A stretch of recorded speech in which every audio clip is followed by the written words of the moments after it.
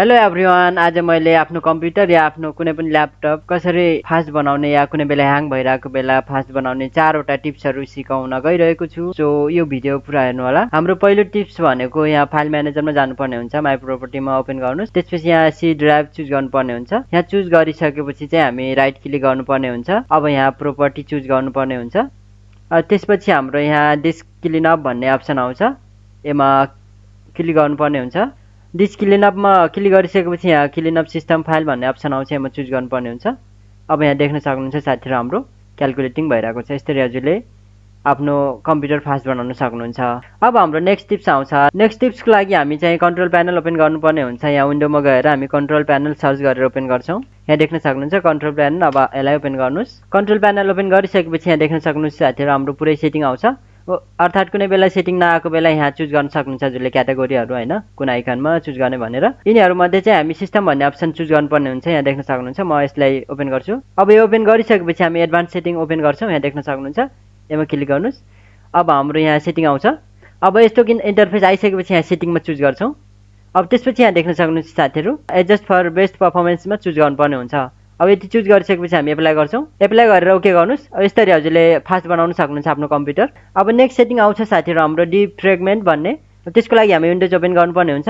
यसमा सर्च गर्नुपर्ने हुन्छ डिफ्रेगमेन्ट भनेर। यहाँ देख्न सक्नुहुन्छ साथीहरू हाम्रो अप्सन आइसकेको छ। अब यसलाई ओपन गर्छौँ हामी।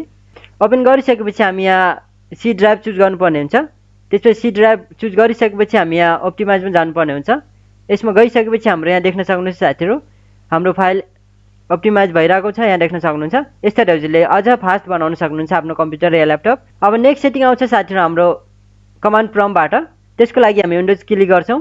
या हजुरले shortcut key window plus R click गर्न सक्नुहुन्छ। यसबाट हाम्रो कमान्ड रन हुन्छ होइन। अब यसमा चाहिँ हजुरले सर्च गर्नुपर्ने हुन्छ। यहाँ डेस्कटपमा देखिराख्नु भएको छ %temp% भनेर। अब यसलाई ओके गर्नुहोस्। अब यहाँ देख्न सक्नुहुन्छ साथीहरू हाम्रो अनावश्यक फाइलहरू ओपन भइसकेको छ। यहाँबाट हजुरले कन्ट्रोल ए गरेर या हजुरले यहाँबाट सिलेक्ट अल गरेर डिलिट गर्न सक्नुहुन्छ। अब यहाँबाट हजुरले डिलिट गर्नु होला। यसरी हजुरले आफ्नो कम्प्युटर फास्ट बनाउन सक्नुहुन्छ। अब फेरि हामी विन्डो आरमै जान्छौँ। त्यसपछि टेमपछि अर्को आउँछ हाम्रो प्रिफेस भन्ने। यहाँ प्रिफेस टाइप गर्नु होला। यहाँ डेस्कटपमा देखिराख्नु भएको होला। यो प्रिफेस टाइप गरिसकेपछि ओके गर्नु होला। यहाँ पर्मिसन माग्छ, यहाँ पर्मिसनलाई कन्टिन्यू गर्नु होला।